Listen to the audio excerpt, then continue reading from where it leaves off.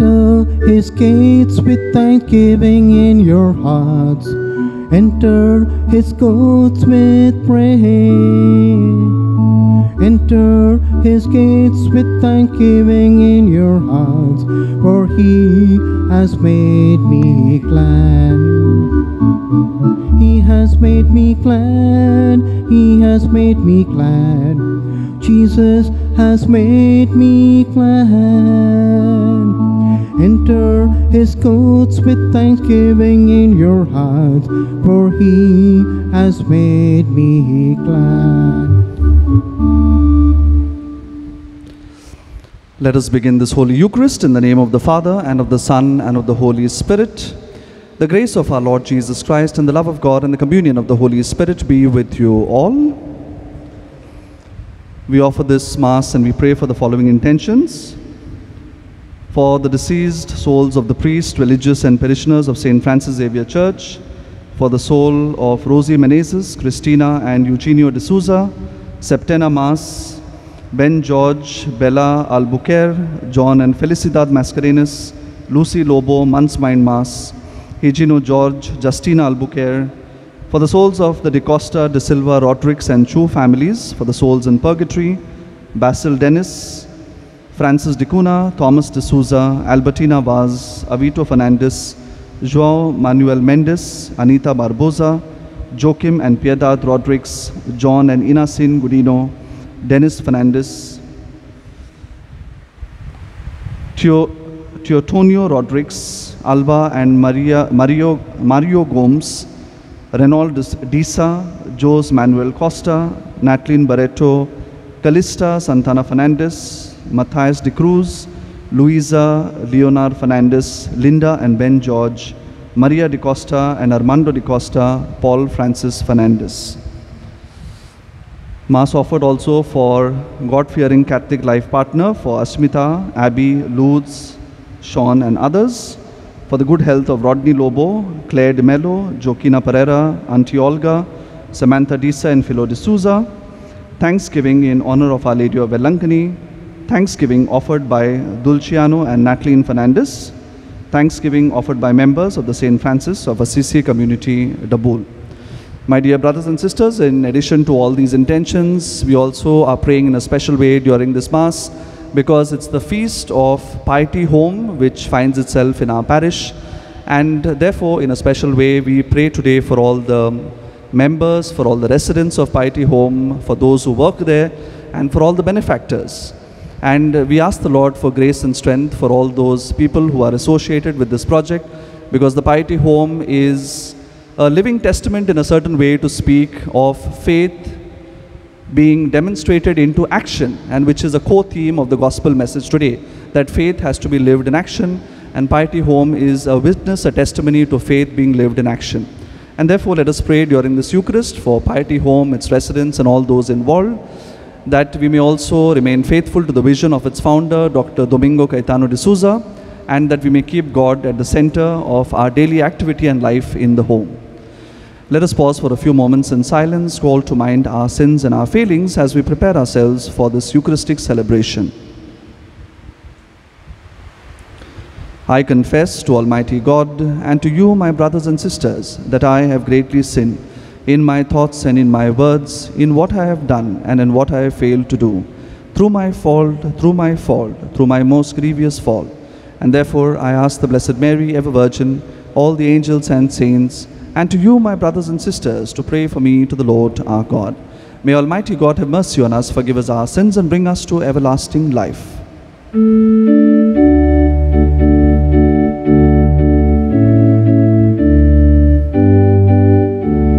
Lord, have mercy on your people gathered here.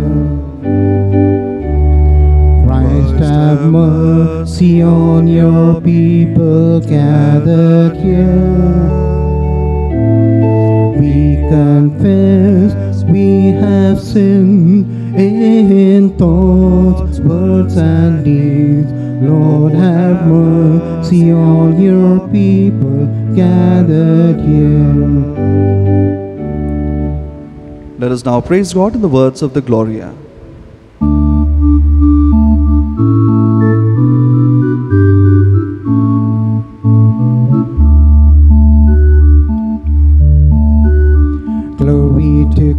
in the highest, and on earth peace to people of good will.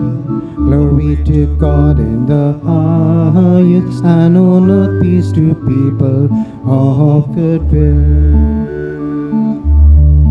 We praise you, we bless you, we adore you, we glorify you, we give you thanks for your great glory, Lord God, heavenly King, O God, Almighty Father.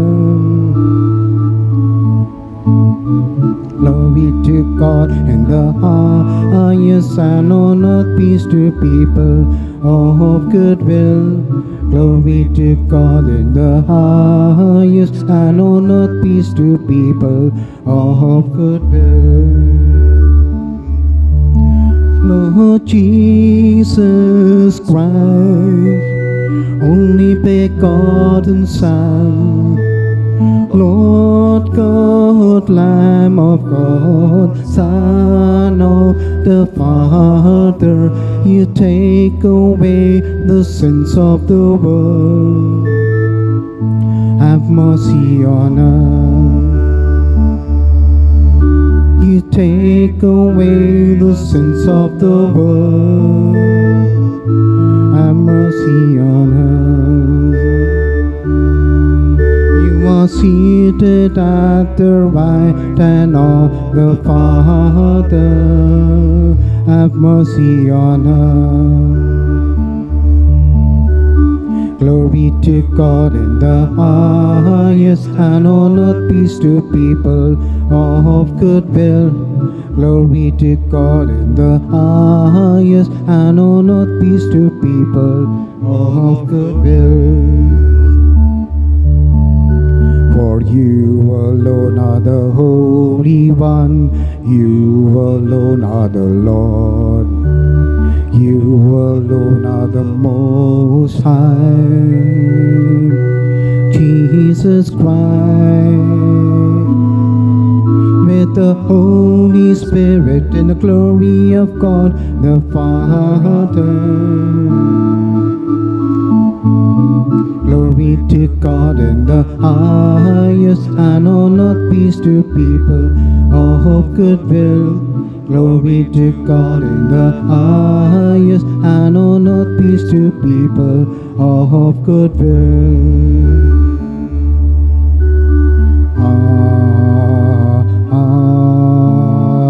Amen.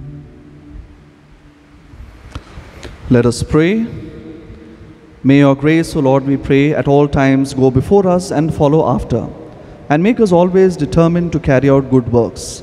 Through our Lord Jesus Christ, your Son, who lives and reigns with you in the unity of the Holy Spirit, one God, forever and ever. Amen. Amen.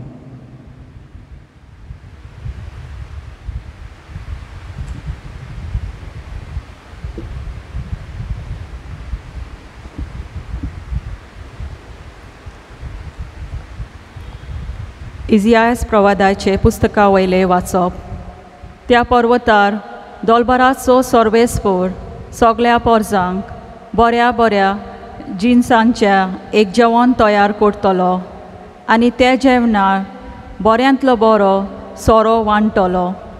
सामार बामार घालून रांदलोले आनी रुचीक जेवण आनी घालून काडलोले तरेतरेचो सोरो त्या पर्वतार सगळ्या लोकांचेर पडलोलो आसा तो दुखीचो पड्डो तो काडून उडयतलो, आनी सगळ्या राष्ट्रान पांगरून दवरता त्या मोर्नाचो चेदर पिंजतलो.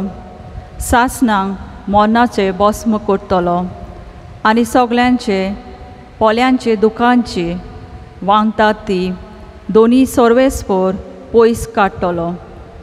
आख्खे पृथ्वीचेर आपले पोरजेचे लॉज तो पयस करतलो, कित्याक सर्वेस्पोरान अशी भास दिलोली आसा. त्या दीस म्हणटली, पळयात हो आमचो देव आमची सोडवणी करतालो म्हूण ताचेर आमचो विश्वास आसलो. होच तो सर्वेस्पर, ताचेरूच आमी विश्वास दवरलोलो. ताणें आमची सोडवण केली देखून. खुशालकायेचे उल्हास सोडटा आनी संतोश बरी जाता. सर्वेस्पराचो हात ह्या पर्वतार आसा. देवाचे उतर हे.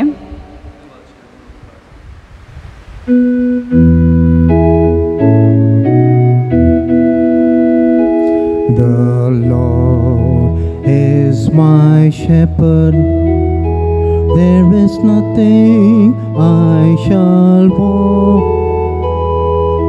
Fresh and green are the pastures where He gives me repose. Near restful waters He leads me to revive my drooping spirit. The Lord is my shepherd, there is nothing I shall want. Yes, the Lord is my shepherd, there is nothing I shall want. He guides me along what He knows to be right. If I walk in the darkness, no evil would I fear. I know that He will be there with His crook and with His staff. The Lord is my shepherd, there is nothing I shall want. Yes, the Lord is my shepherd, there is nothing I shall want. The Lord has prepared such a banquet for me. Surely goodness and kindness shall follow after me. In the Lord's own house shall I dwell all the days of my life. The Lord is my shepherd, there is nothing I shall want. Yes, the Lord is my shepherd, there is nothing I shall want.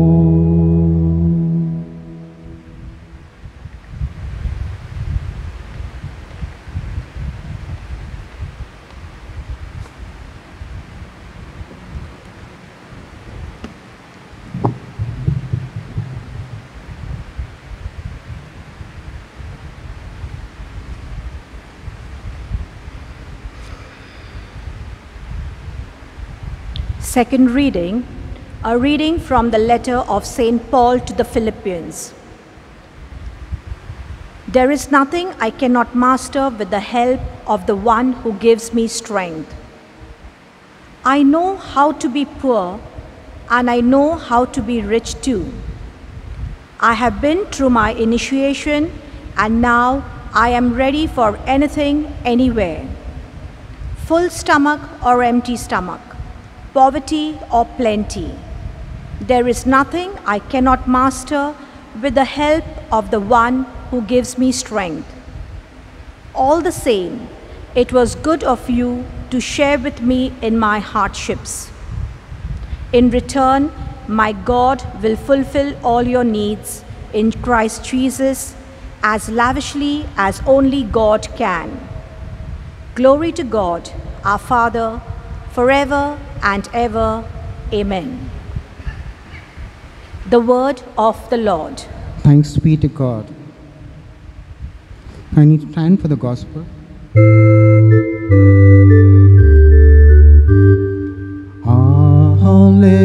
Hallelujah, hallelujah, hallelujah, Hallelujah. May the Father of our Lord Jesus Christ enlighten the minds of our hearts, so that we may see what hope His call holds for us. Hallelujah. Hallelujah. Hallelujah.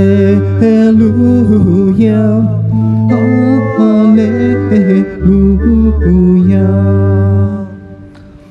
The Lord be with you. And with your spirit. A reading from the Holy Gospel according to Saint Matthew. Glory be to you, O Lord. Jesus said to the chief priests and elders of the people, "The kingdom of heaven may be compared to a king who gave a feast for his son's wedding. He sent his servants to call those who had been invited, but they would not come. Next he sent some more servants. 'Tell those who have been invited,' he said, 'that I have my banquet and all prepared. My oxen and fattened cattle have been slaughtered. Everything is ready. Come to the wedding.' But they were not interested.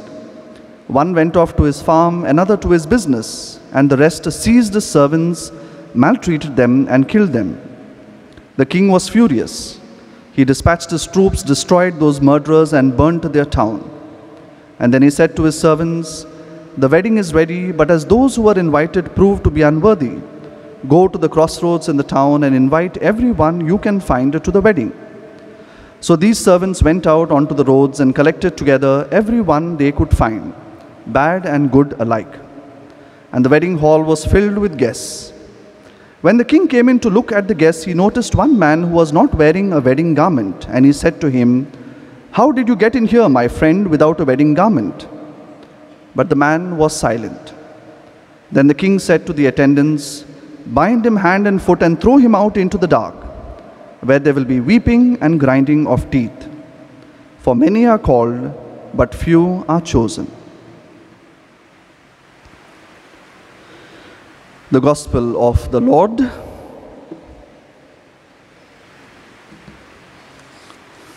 Please be seated. So, my dear friends, when I read this parable of the marriage feast that we hear in today's Gospel today, when I was preparing for the homily for this Mass, I could not help but thinking about how marriages are conducted in our community, And especially in India, we are known for our big fat Indian receptions. The big fat Indian wedding is very famous, where so many festivities and ostentatious shows and so many things happen during a reception, a very complicated affair. And hundreds of people are invited to our receptions in India, in contrast to a few people there in the West. And if you are richer, if you are more elite, then thousands can be invited. Entire grounds are booked and thousands of people are invited. And therefore, in our marriage feast, quite often a very vexing question can be whom to invite and whom not to invite. Because as Indians, we know so many people, there are so many people in our social circle that sometimes it becomes very difficult to limit the crowd for a wedding, because obviously we cannot invite thousands of people because of the limited capacities of the ground. And certain number is allowed for the groom, certain number is allowed for the bride side of the family, and therefore sometimes whom to invite, whom not to invite can become a very vexing question, whom to leave out. And we know that this is a very thorny issue, because people who are not invited to a wedding take it as a huge insult, and therefore if they are not invited to a particular wedding of someone that they know, they can stop talking to them for the rest of their life, just for the sake that they were not invited for that wedding. And relationships are broken for life for the fact that I was not invited for this particular wedding in the family. You may be a distant acquaintance, but still people expect to be invited for weddings. Secondly, my dear friends, I have noticed also growing up that not just inviting or not inviting someone, it also matters in many communities how you invite the elders of the particular family. Because in many communities, there are particular traditions and customs on how the elders of the community have to be invited. They have to be invited in the proper way. Sometimes some gifts have to be offered to them when you go to invite them to their homes. And if all that is not done in the proper way, that can also be perceived as an insult.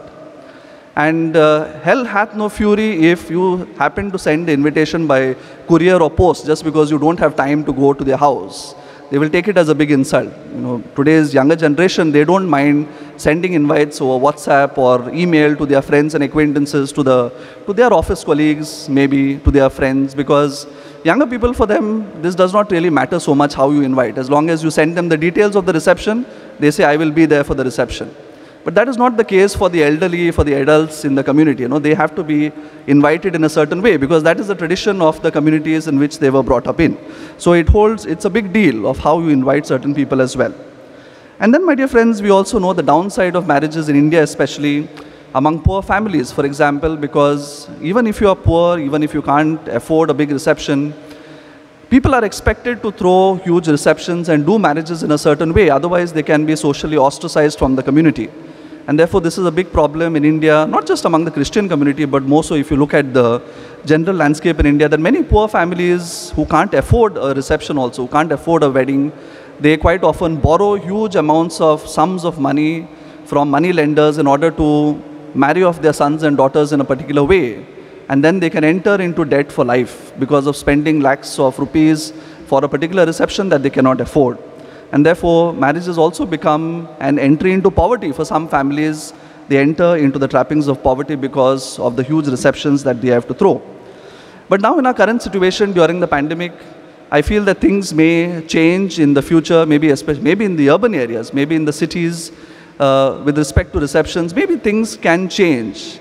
It looks as if the pandemic may have acted as a disruptor to this big fat Indian reception that has always been the norm. Now, initially, when the lockdown was announced, many young couples who were going to be married in November and December, they had initially put off their weddings because they didn't know how things were going to pan out. And they thought, let's wait for a few more months till things settle down, and then we will postpone our wedding and reception later to when things normalize. But now, as we realize that things are not going to become normal for a long time to come, many young couples have now lost patience and they've decided we can't wait any longer, let's get married. And so therefore, I know of a number of couples who have decided to go ahead with their weddings. Some have already got married in the last month that I know, and couples are preparing to get married now in November and in December, and they have cancelled their receptions. They are just going for a simple wedding nuptial mass, just the mass and the rite with their immediate family, their close family, and a few friends that really matter to them. And they have put off the reception. They will just have a little, probably a get-together, a reception in a hotel or in some small space, but the huge reception has been put off. And many couples maybe are realizing to their benefit that it's an advantage because they are saving a huge amount of money by not having a reception. So it's actually turning out to be quite good for them to get married during this time because they're saving such a lot of amount of money.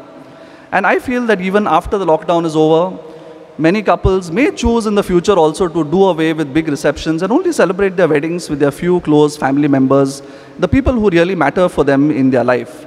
Just as things happen in the West, even during normal times, that trend may also start beginning in the Indian context, maybe at least in the cities and urban areas with younger couples today. And therefore, my dear friends, today when we hear of the parable of the marriage feast, marriages, as they are important today in community life, are very important at that time as well. And therefore, Jesus gives this parable of the marriage feast that God has put for his people in the form of a king who is throwing a wedding banquet for his son. And as we very well know, the king in this parable is God, who has thrown a wedding banquet for his son, Jesus. The whole parable is an allegory of salvation history now culminating in the wedding feast of the Lamb, that is Jesus Christ. And therefore, when he organizes this banquet, first he sends out servants, the first set of servants, to invite the guests who are supposed to come for the wedding. And these servants are the Old Testament prophets through whom God speaks to the people of Israel. But as we know, many of these Old Testament prophets were either ignored by the Israelites, and some of them were killed, persecuted and killed. And therefore, God gets very angry, and therefore he burns down their cities, the city of Jerusalem. He allows Israel to be conquered by the foreign nations who live around them. So they are off to the Babylonian exile, to the Assyrians. They are defeated at the hands of the Assyrians and so forth. God allows them to be defeated. And then after that, he sends a second set of servants, and these are the New Testament apostles. But this time, the difference is that when the apostles go out into the world, when Jesus comes into the world, the invitation is not just for the Israelites, for the Jews, for the chosen people of God. Because they were the ones who were initially invited, but they have rejected the Messiah. And so now, therefore, the invitation is thrown open to the entire world, to Jews and Gentiles alike. So therefore, God does not differentiate any longer on whom he calls. Everyone is invited, and it is up to us whether we accept God's invitation.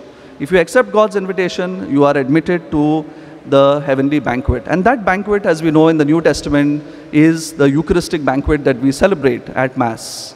And that eternal banquet is up there going on in heaven. And so therefore, if you accept the invitation of God, you are admitted to the banquet. But the story just does not end there. The king comes after some time, and when he goes around, he sees that some people are not wearing their wedding garments. And all those people who are not wearing their wedding garments are thrown out, cast out, and punished. So what is this wedding garment, my dear friends? The wedding garment, my dear friends, are the righteous deeds, the actions that accompany faith. Because it is not just enough to say yes to God, to accept the will of God in your life, to say yes to God's invitation, but it is important to go beyond and do the will of God in our day-to-day lives. That is the crux of the parable. And in other parts of Matthew's Gospel, Matthew elaborates what these righteous deeds are. They are prayer, fasting, thanksgiving, works of mercy. You have to do all of this to be proved worthy of the invitation to God's kingdom. And therefore, you will realize, my dear friends, that doing the will of God has been a recurring theme in my homilies every Sunday. Because it is a recurring theme in the Gospel. It is a recurring theme in Jesus' preaching. Jesus always put focus on doing the will of God in his life when he was preaching to people at that time. Whoever does the will of God, Jesus says, are my mother, my brothers, and my sisters. Then he says, I have not come to do my will, but the will of the one who has sent me. For Jesus, doing God's will was very important. And then there's always my favorite verse, which I repeat quite often. Everyone who says, Lord, Lord, will not enter the kingdom of heaven, but only the one who does the will of my Father.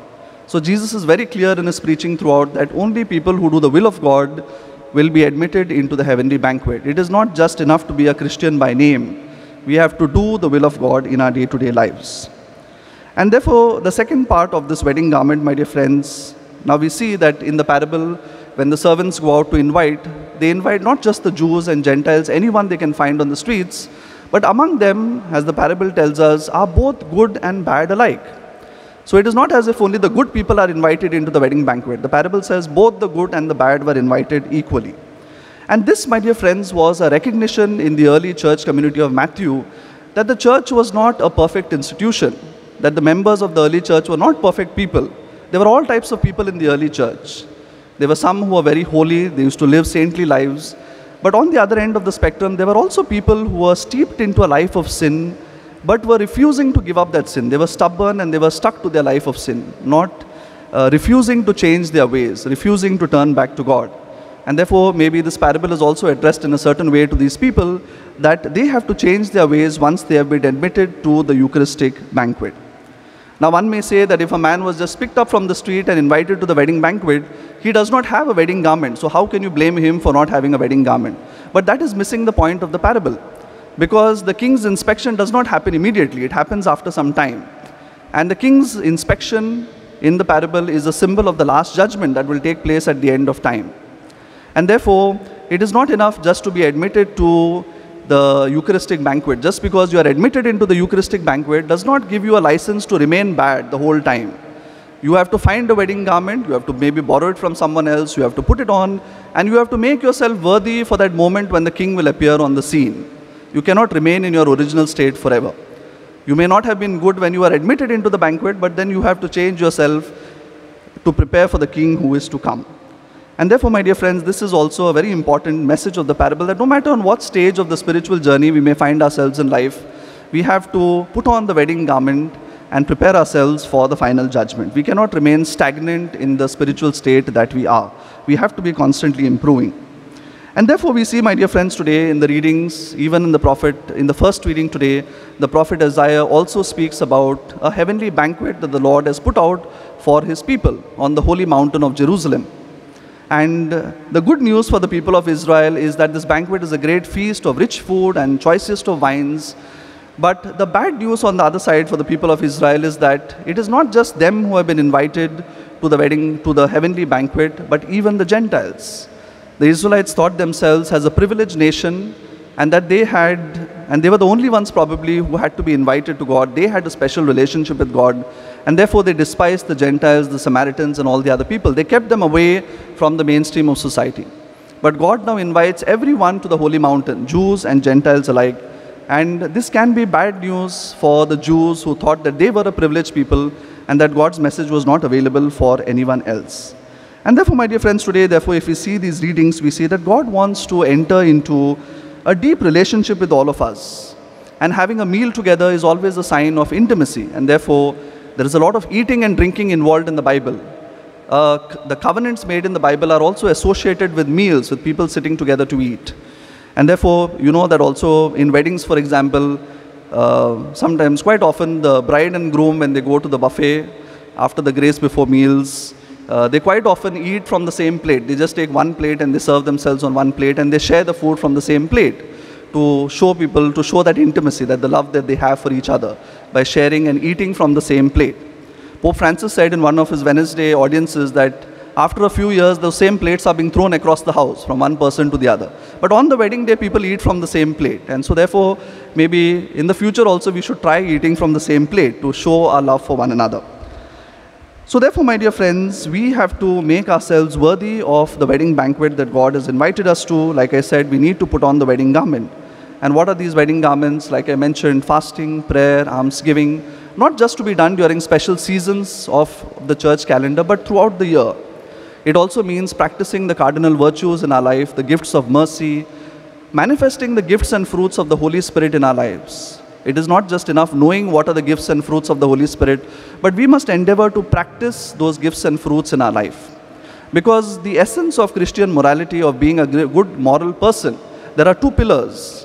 One is grace, because you cannot be a good person without the grace of God. So you first have to open yourself to the grace of God. But the second most important pillar of Christian morality is habit, is practice. We cannot become good Christians unless we practice those virtues day in and day out. You cannot become a virtuous person overnight. Suddenly tomorrow morning you don't get up and become a virtuous person. You have to practice good virtues in your life. It may be difficult initially, but when you practice it day in and day out, it becomes a habit, and that is how we become a good Christian moral person. And therefore, my dear friends, today during this Eucharist, we ask God for the grace and strength that we may be able to bring on this wedding garment and prove ourselves worthy of God's kingdom, of the wedding banquet, of the Eucharistic banquet that we have been invited to, that let us prove ourselves worthy to find ourselves a place in God's kingdom. And we can do that by the grace of God and by putting these virtues into practice day in and day out. Let us pause for a few moments in silence and pray.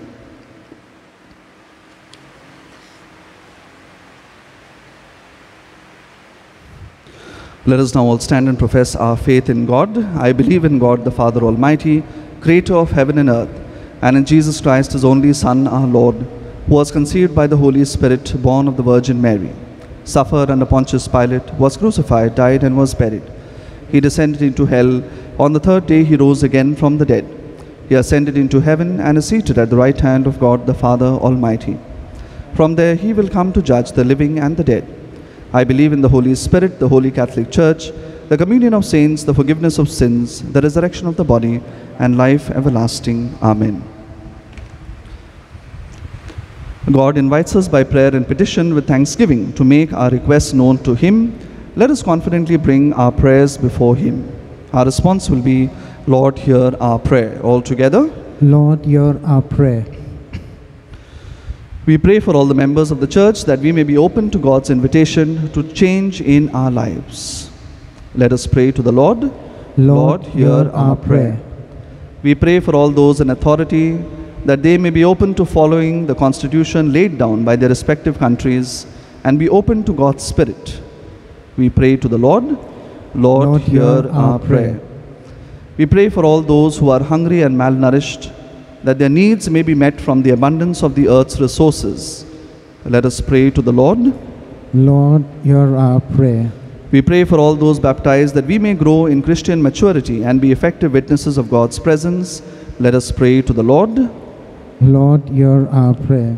Today we pray in a special way also for all the members and the residents of Piety Home, that the Lord may bless them abundantly with good health, with blessings, and give them the courage and strength, the grace to carry on their vocation with the help of God in the days to come. For this we pray. Lord, hear our prayer. We continue to pray for all the victims of the coronavirus, for those who have been infected by the virus, And we pray for their quick recovery. We pray for all those who are suffering from various illnesses and ailments during this time, for those who are homebound and sick, for those who are alone, for those who are going through a lot of emotional turmoil, for those who have lost their jobs, for those who are finding it difficult to make ends meet. We place all these people who are suffering in various ways in the hands of our Heavenly Father. For this we pray. Lord, hear our prayer. We pray in a special way for the children and the youth of our parish. We pray for those who are giving their final exams during this time, that the Lord may bless all of them, keep them safe and happy. For this we pray. Lord, hear our prayer. Let us pause for a few moments in silence and offer up to our Heavenly Father our personal prayers and intentions.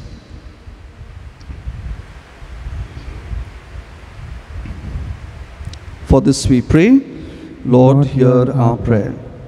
Heavenly Father, it is in you that we find peace that surpasses all understanding. Hear our prayers and help us to witness Christ and His presence in the world as we help build the kingdom of God. We ask this through Christ our Lord. Amen.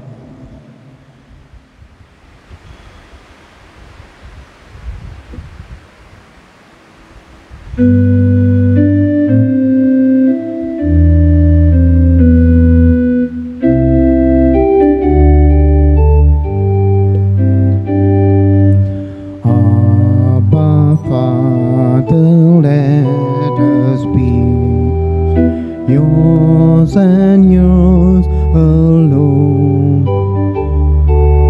Set our hearts, our spirits free. Make us, Lord, your own. Through your goodness, Lord, we bring bread of our labor and wine to cheer the heart, which will soon be filled for us with the life of your Son. Abba, Father, let us be yours and yours alone. Set our hearts, our spirits free. Make us, Lord, your own. Pray, my dear brothers and sisters, that my sacrifice and yours may be acceptable to God, the Almighty Father. May the Lord accept the sacrifice to your hands for the praise and glory of his name, for our good and the good of Holy Holy Church. Accept, O Lord, the prayers of your faithful with the sacrificial offerings, that through these acts of devotedness we may pass over to the glory of heaven, through Christ our Lord. Amen.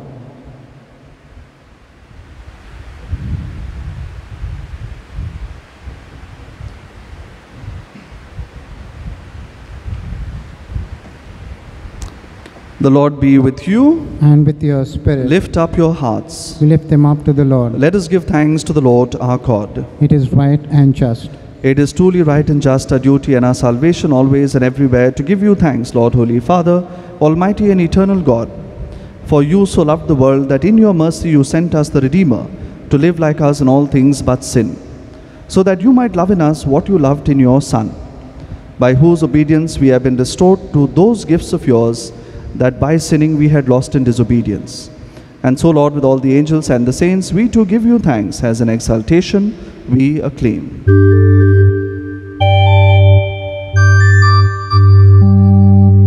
Holy, holy, holy is the Lord. Holy is the Lord God of hosts. Heaven and earth are full of your glory. Hosanna, Hosanna, Hosanna in the highest. Holy, holy, holy is the Lord. Holy is the Lord God of hosts. Blessed he who comes in the name of the Lord. Hosanna, Hosanna, Hosanna in the highest.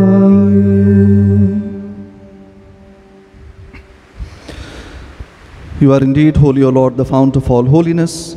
Make holy, therefore, these gifts, we pray, by sending down your Spirit upon them like the dewfall, so that they may become for us the body and the blood of our Lord Jesus Christ.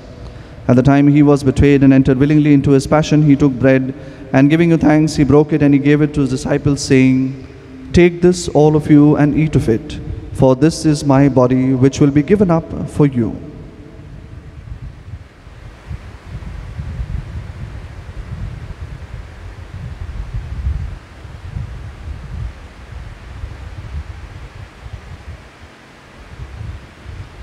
In a similar way, when supper was ended, he took the chalice, and once more giving you thanks, he gave it to his apostles, saying, "Take this, all of you, and drink from it, for this is the chalice of my blood, the blood of the new and eternal covenant, which will be poured out for you and for many for the forgiveness of sins.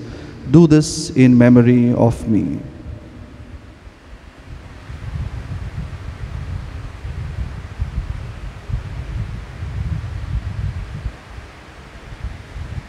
The mystery of faith.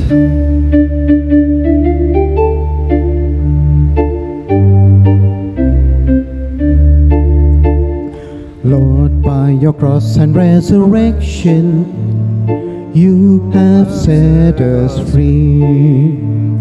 Lord, by your cross and resurrection, you have set us free. You are the Savior, you are the Savior, you are the Savior. Lord, by your cross and resurrection, you have set us free. Therefore, as we celebrate the memorial of his death and resurrection, we offer you, Lord, the bread of life and the chalice of salvation, giving thanks that you have held us worthy to be in your presence and minister to you. Humbly we pray that, partaking of the body and blood of Christ, we may be gathered into one by the Holy Spirit. Remember, Lord, your church spread throughout the world, and bring her to the fullness of charity, together with Francis our Pope and Oswald Gracious our Bishop, his auxiliaries and all the clergy and the religious. Remember also our brothers and sisters who have fallen asleep in the hope of the resurrection, and all who have died in your mercy. Welcome them into the light of your face. Have mercy on us all, we pray, that with the Blessed Virgin Mary, the Mother of God, with Saint Joseph her spouse, with the blessed apostles, Saint Francis Xavier, and all the saints who have pleased you throughout the ages, that we may merit to be co-heirs to eternal life, and may praise and glorify you through your Son, Jesus Christ. Through him, with him, in the unity of the Holy Spirit, all glory and honor is yours, Almighty Father, forever and ever. Amen.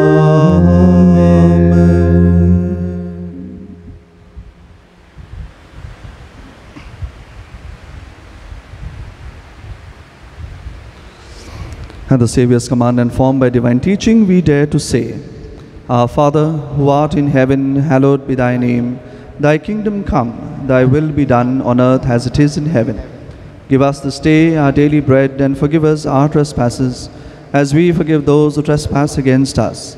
And lead us not into temptation, but deliver us from all evil. Deliver us, Lord, we pray, from every evil. Graciously grant peace in our days, that by the help of your mercy we may be always free from sin and safe from all distress, as we await the blessed hope and the coming of our Saviour, Jesus Christ. For the kingdom, the power, and the glory are yours, now and forever. Lord Jesus Christ, to set your apostles, peace I leave you, my peace I give you. Look not on our sins, but on the faith of your church, and graciously grant her peace and unity in accordance with your will, who live and reign forever and ever. Amen. The peace of the Lord be with you always. And with your spirit. Let us offer each other a sign of God's peace. Peace be with you.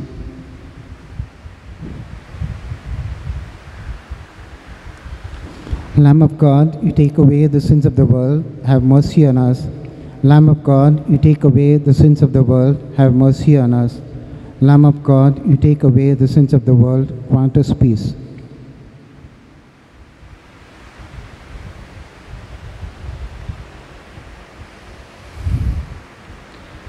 Behold the Lamb of God, behold him who takes away the sins of the world. Blessed are those who are called to the supper of the Lamb. Lord, I am not worthy that you should enter under my roof, but only say the word, and my soul shall be healed.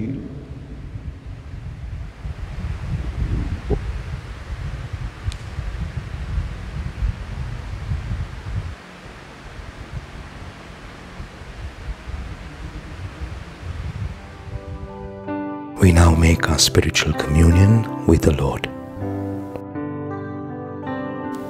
O Lord Jesus, since I cannot now receive you in your sacramental presence, I beg you to come spiritually into my soul, to enrich me with your holy grace, and make me truly your own forever.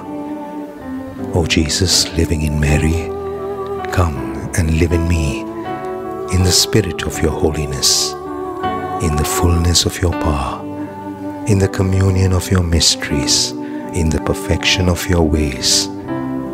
O divine guest, give to my soul a strong, lively faith, an unbounded trust, perfect humility, an abiding sorrow for my sins, a total abandonment to your divine will, and a perfect loving union with you in mind and heart.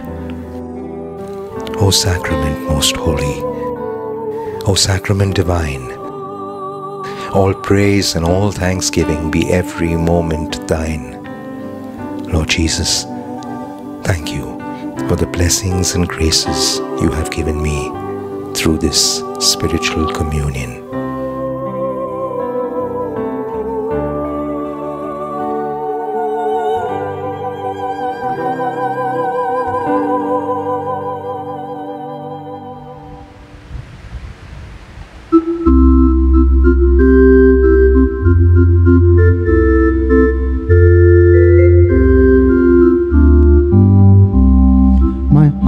Like a flute, and I want to play all day. Jesus Christ is my music master. Deep from my heart flows a simple melody. Great is His love, love without end. Great is His love, love without end. Once I met the Lord on the way. Deep was His gaze, kind was His smile, true were His word, gentle His touch. He brought me peace and freedom. My heart's like a flute, and I want to play all day. Jesus Christ is my music master. Deep from my heart flows a simple melody. Great is His love, love without end. Great is His love, love without end.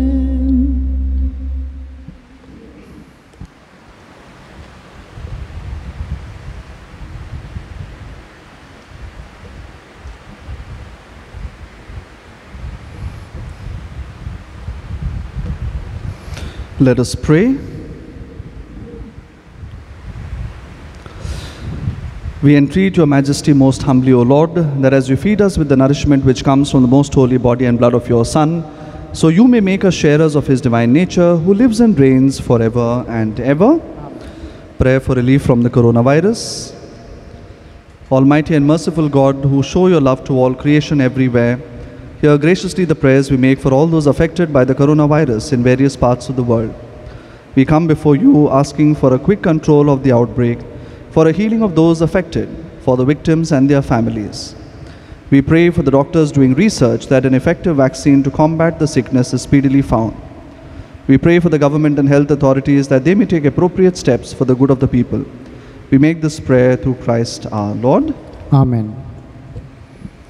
The Lord be with you. And with your spirit. And may Almighty God bless each one of us, the Father and the Son and the Holy Spirit. The Mass is ended. Go in the peace of Christ to love and serve one another. Thanks be to God.